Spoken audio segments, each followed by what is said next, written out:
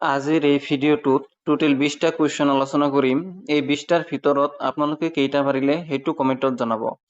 আজিৰ প্ৰথম কুৱেশ্যনটো হ'ল বুলবুলি যুঁজৰ বাবে কোনখন ঠাই বিখ্যাত? যে কোনখন ঠাইত বুলবুলি যুঁজ আটাইতকৈ বেছি হয়? অপশ্যন নম্বৰ ভিতৰত কাৰেক্ট অপশ্যনটো হ'ল অপশ্যন নম্বৰ ডি হাজো। হাজোত বুলবুলি যুঁজ আটাইতকৈ বেছি হয়। এতিয়া আহিছোঁ আজিৰ 2 নম্বৰ কুৱেশ্যনটোলৈ। কুৱেশ্যনটোত সুধিছে ভাৰতৰ সৰ্বোচ্চ পৰ্বত শৃংগ হৈছে যে ভাৰতৰ সৰ্বোচ্চ পৰ্বত শৃংগটো কোনটো? অপশ্যনসমূহৰ ভিতৰত কাৰেক্ট অপশ্যনটো হ'ল অপশ্যন নম্বৰ বি কাঞ্চনজংঘা। যে ভাৰতৰ সৰ্বোচ্চ পৰ্বত শৃংগটো হৈছে কাঞ্চনজংঘা। এতিয়া আহিছোঁ আজিৰ 3 নম্বৰ কুৱেশ্যনটোলৈ। কুৱেশ্যনটোত সুধিছে G20ত কোনখন দেশ নতুনকৈ অন্তৰ্ভুক্ত হৈছে? যে G20ত কোনখন দেশ নতুনকৈ অন্তৰ্ভুক্ত কৰা হৈছে? অপশ্যনসমূহৰ ভিতৰত কাৰেক্ট অপশ্যনটো হ'ল option number C African union. যে আফ্ৰিকান ইউনিয়নক G20ত নতুনকৈ অন্তৰ্ভুক্ত কৰা হৈছে। এতিয়া আহিছোঁ আজিৰ 4 নম্বৰ কুৱেশ্যনটোলৈ। কুৱেশ্যনটোত সুধিছে কোনখন জিলা বৰাক উপত্যকাৰ অধীনত নহয়? যে তলত দিয়া কোনখন জিলা বৰাক উপত্যকাৰ অধীনত নহয়? অপশ্যনসমূহৰ ভিতৰত কাৰেক্ট অপশ্যনটো হ'ল option number C Dima Hasao. যে ডিমা হাছাও জিলাখন বৰাক উপত্যকাৰ অধীনত নহয়। এতিয়া আহিছোঁ আজিৰ 5 নম্বৰ কুৱেশ্যনটোলৈ। কুৱেশ্যনটোত সুধিছে লাই হাৰবা নিম্নলিখিত কোনখন ৰাজ্যৰ উৎসৱ? যে লাই হাৰবা নিম্নলিখিত কোনখন ৰাজ্যৰ উৎসৱ? অপশ্যনসমূহৰ ভিতৰত কাৰেক্ট অপশ্যনটো হ'ল অপশ্যন নম্বৰ ডি মণিপুৰ। যে লাই হাৰবা উৎসৱটো মণিপুৰত উদযাপন কৰা হয়। এতিয়া আহিছোঁ আজিৰ 6 নম্বৰ কুৱেশ্যনটোলৈ। কুৱেশ্যনটোত সুধিছে নিম্নলিখিত কোনজনে ফৰৱাৰ্ড ব্লক পাৰ্টি প্ৰতিষ্ঠা কৰিছিল? যে ফৰৱাৰ্ড ব্লক পাৰ্টি কোনজনে প্ৰতিষ্ঠা কৰিছিল? অপশ্যনসমূহৰ ভিতৰত কাৰেক্ট অপশ্যনটো হ'ল option number C Subhash Chandra Bose. যে সুভাষ চন্দ্ৰ বসুৱে ফৰৱাৰ্ড ব্লক পাৰ্টি প্ৰতিষ্ঠা কৰিছিল। এতিয়া আহিছোঁ আজিৰ 7 নম্বৰ কুৱেশ্যনটোলৈ। কুৱেশ্যনটোত সুধিছে ভাৰতৰ পূব ৰেলৱেৰ মুখ্য কাৰ্যালয় ক'ত অৱস্থিত? যে ভাৰতৰ পূব ৰেলৱেৰ মুখ্য কাৰ্যালয় ক'ত অৱস্থিত? অপশ্যনসমূহৰ ভিতৰত কাৰেক্ট অপশ্যনটো হ'ল অপশ্যন নম্বৰ বি কলকাতা। এতিয়া আহিছোঁ আজিৰ 8 নম্বৰ কুৱেশ্যনটোলৈ। কুৱেশ্যনটোত সুধিছে মৎস্যগন্ধা উপন্যাসখনৰ লেখক কোন? যে মৎস্যগন্ধা উপন্যাসখন কোনে লিখিছিল? অপশ্যনসমূহৰ ভিতৰত কাৰেক্ট অপশ্যনটো হ'ল অপশ্যন নম্বৰ এ হোমেন বৰগোহাঁই। যে মৎস্যগন্ধা উপন্যাসখন হোমেন বৰগোহাঁয়ে লিখিছিল। এতিয়া আহিছোঁ আজি 9 নম্বৰ কুৱেশ্যনটোলৈ। কুৱেশ্যনটোত সুধিছে নিম্নলিখিত কোনজন লেখকে ছদ্মনাম বিহুগুটি বৰা ব্যৱহাৰ কৰিছিল? যে তলত দিয়া কোনজন লেখকে ছদ্মনাম বিহুগুটি বৰা ব্যৱহাৰ কৰিছিল? অপশ্যনসমূহৰ ভিতৰত কাৰেক্ট অপশ্যনটো হ'ল অপশ্যন নম্বৰ এ বেণুধৰ শৰ্মা। যে বেণুধৰ শৰ্মাই বিহুগুটি বৰা ব্যৱহাৰ কৰিছিল। এতিয়া আহিছোঁ আজিৰ 10 নম্বৰ কুৱেশ্যনটোলৈ। কুৱেশ্যনটোত সুধিছে মোক তেজ দিয়া মই তোমালোকক স্বাধীনতা দিম এই শ্লোগান কোনে দিছিল? অপশ্যনসমূহৰ ভিতৰত কাৰেক্ট অপশ্যনটো হ'ল অপশ্যন নম্বৰ এ সুভাষ চন্দ্ৰ বসু। যে সুভাষ চন্দ্ৰ বসুৱে মোক তেজ দিয়া মই তোমালোকক স্বাধীনতা দিম এই শ্লোগানটো দিছিল। এতিয়া আহিছোঁ আজিৰ 11 নম্বৰ কুৱেশ্যনটোলৈ। কুৱেশ্যনটোত সুধিছে চপচাৰ কোট কোনখন ৰাজ্যত উদযাপন কৰা হয়? যে চপচাৰ কোট কোনখন ৰাজ্যত উদযাপন কৰা উৎসৱ? অপশ্যনসমূহৰ ভিতৰত কাৰেক্ট অপশ্যনটো হ'ল অপশ্যন নম্বৰ চি মিজোৰাম। যে মিজোৰামত চপচাৰ কোট উৎসৱটো উদযাপন কৰা হয়। এতিয়া আহিছোঁ আজিৰ 12 নম্বৰ কুৱেশ্যনটোলৈ। কুৱেশ্যনটোত সুধিছে অসমত অভিৰুচি ক্ৰীড়া দিৱস কাৰ জন্মদিনত পালন কৰা হয়? অপশ্যনসমূহৰ ভিতৰত কাৰেক্ট অপশ্যনটো হ'ল অপশ্যন নম্বৰ এ ভোগেশ্বৰ বৰুৱা। ভোগেশ্বৰ বৰুৱাৰ জন্মদিনত অভিৰুচি ক্ৰীড়া দিৱস পালন কৰা হয়। এতিয়া আহিছোঁ আজিৰ 13 নম্বৰ কুৱেশ্যনটোলৈ। কুৱেশ্যনটোত সুধিছে ওৰাং ৰাষ্ট্ৰীয় উদ্যানৰ ওচৰত কোনখন নদী বৈ গৈছে? যে ওৰাং ৰাষ্ট্ৰীয় উদ্যানৰ ওচৰত কোনখন নদী বৈ গৈছে? অপশ্যনসমূহৰ ভিতৰত কাৰেক্ট অপশ্যনটো হ'ল অপশ্যন নম্বৰ এ জীয়া ধনশিৰি। যে ওৰাং ৰাষ্ট্ৰীয় উদ্যানৰ ওচৰত জীয়া ধনশিৰি নদী বৈ গৈছে। এতিয়া আহিছোঁ আজিৰ 14 নম্বৰ কুৱেশ্যনটোলৈ। কুৱেশ্যনটোত সুধিছে ডনিপল বিমানবন্দৰ কোনখন ৰাজ্যত অৱস্থিত? যে ডনিপল বিমানবন্দৰ কোনখন ৰাজ্যত অৱস্থিত? অপশ্যনসমূহৰ ভিতৰত কাৰেক্ট অপশ্যনটো হ'ল option number B Arunachal Pradesh. যে অৰুণাচল প্ৰদেশত ডনিপল বিমানবন্দৰখন অৱস্থিত। এতিয়া আহিছোঁ আজিৰ 15 নম্বৰ কুৱেশ্যনটোলৈ। কুৱেশ্যনটোত সুধিছে কোন ঠাইক কুইন অফ ডেক্কান বুলি কোৱা হয়? যে তলত দিয়া কোনখন ঠাইক কুইন অফ ডেক্কান বুলি কোৱা হয়? অপশ্যনসমূহৰ ভিতৰত কাৰেক্ট অপশ্যনটো হ'ল অপশ্যন নম্বৰ বি পুনে। যে পুনেক কুইন অফ ডেক্কান বুলি কোৱা হয়। এতিয়া আহিছোঁ আজিৰ 16 নম্বৰ কুৱেশ্যনটোলৈ। কুৱেশ্যনটোত সুধিছে আমচাং বন্যপ্ৰাণী অভয়াৰণ্য অসমৰ নিম্নলিখিত কোনখন জিলাত অৱস্থিত? যে আমচাং বন্যপ্ৰাণী অভয়াৰণ্য কোনখন জিলাত অৱস্থিত? অপশ্যনসমূহৰ ভিতৰত কাৰেক্ট অপশ্যনটো হ'ল অপশ্যন নম্বৰ এ কামৰূপ মহানগৰ। যে কামৰূপ মহানগৰ জিলাত আমচাং বন্যপ্ৰাণী অভয়াৰণ্য অৱস্থিত।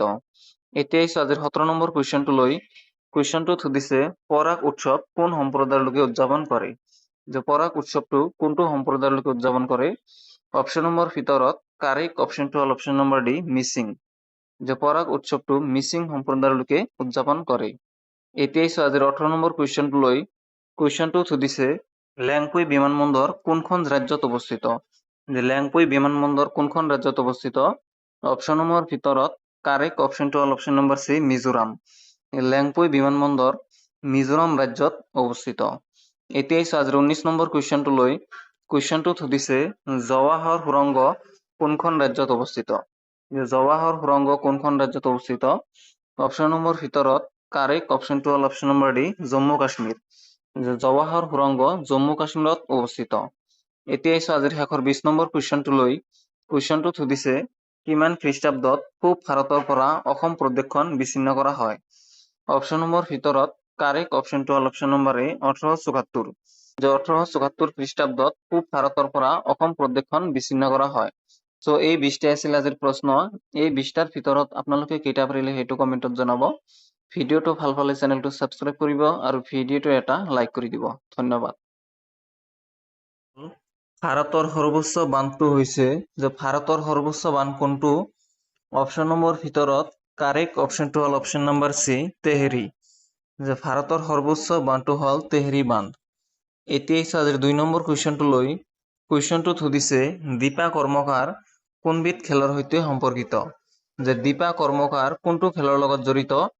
অপশ্যন নম্বৰ ভিতৰত কাৰেক্ট অপশ্যনটো হ'ল অপশ্যন নম্বৰ ডি জিমনাষ্টিক্স। যে দীপা কৰ্মকাৰ জিমনাষ্টিক্স খেলৰ সৈতে জড়িত। এতিয়া আহিছো আজিৰ 3 নম্বৰ কুৱেশ্যনটো লৈ। কুৱেশ্যনটোত সুধিছে আদা লেখা দস্তাবেজৰ লেখক কোন? যে আদা লেখা দস্তাবেজ কোনে লিখিছিল? অপশ্যন নম্বৰ ভিতৰত কাৰেক্ট অপশ্যনটো হ'ল option number B Mamoni Raisom Goswami. যে মামণি ৰয়ছম গোস্বামীয়ে আদা লেখা দস্তাবেজ লিখিছিল। এতিয়া আহিছো আজিৰ 4 নম্বৰ কুৱেশ্যনটো লৈ। কুৱেশ্যনটোত সুধিছে জগন্নাথ মন্দিৰ কোনখন ৰাজ্যত অৱস্থিত? যে জগন্নাথ মন্দিৰ কোনটো ৰাজ্যত অৱস্থিত? অপশ্যন নম্বৰ ভিতৰত কাৰেক্ট অপশ্যনটো হ'ল অপশ্যন নম্বৰ বি উৰিষ্যা। যে জগন্নাথ মন্দিৰ উৰিষ্যা ৰাজ্যত অৱস্থিত।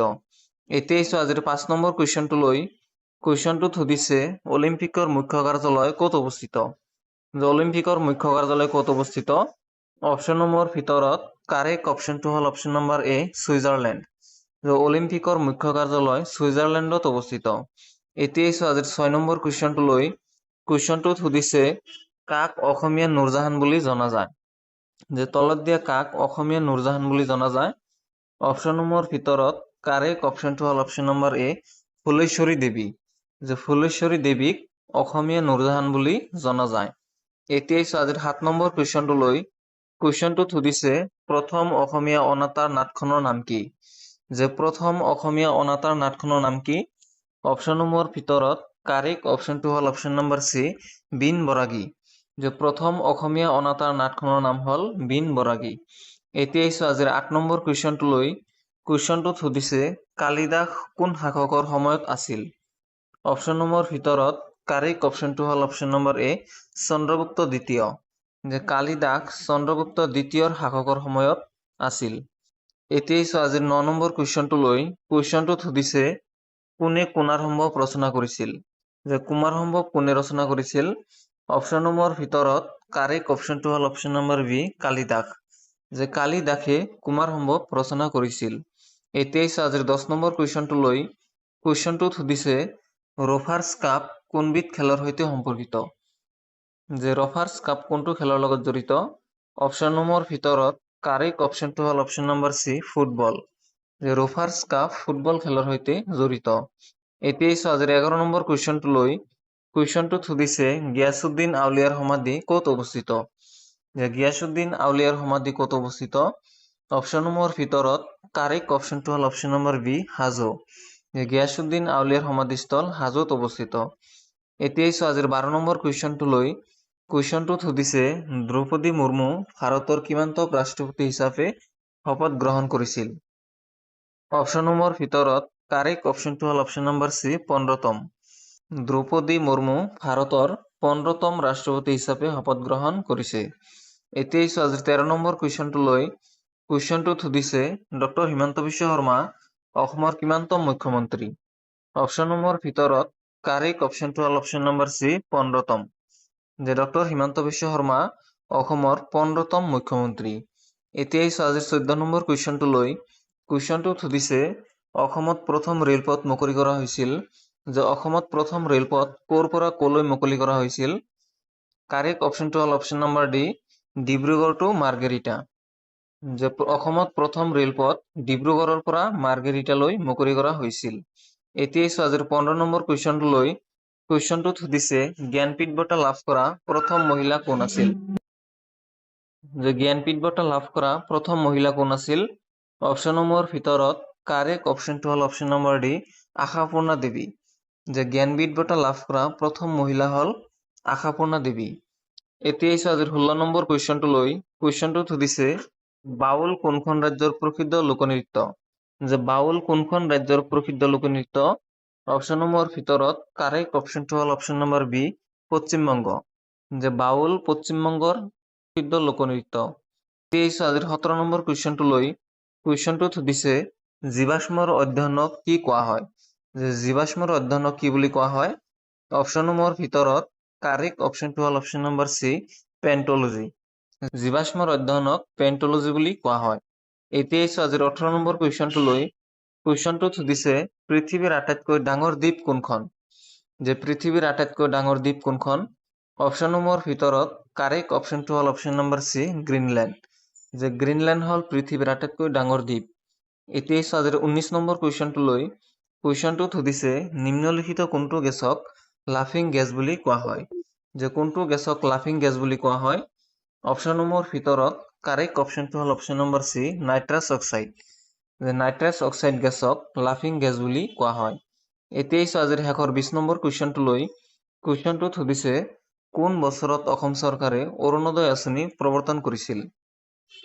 অপশ্যনসমূহৰ ভিতৰত কাৰেক্ট অপশ্যনটো হ'ল অপশ্যন নম্বৰ বি 2020 চনত। যে 2020 চনত অসম চৰকাৰে অৰুণোদয় আঁচনি প্ৰৱৰ্তন কৰিছিল।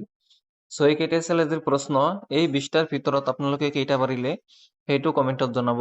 ভিডিঅ'টো ভাল পালে চেনেলটো ছাবস্ক্ৰাইব কৰিব আৰু ভিডিঅ'টো এটা লাইক কৰি দিব। ধন্যবাদ।